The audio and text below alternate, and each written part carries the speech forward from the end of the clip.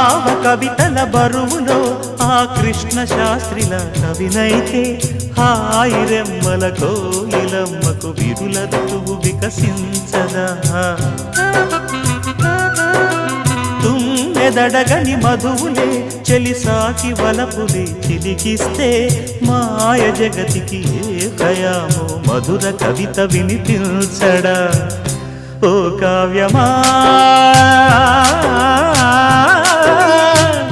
నీ తోటలో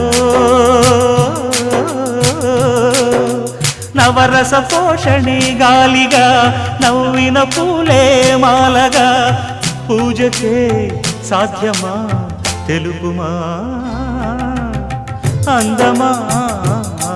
నీ పేరేమిటి అందమా అందమా నీ పేరేమిటి అందమా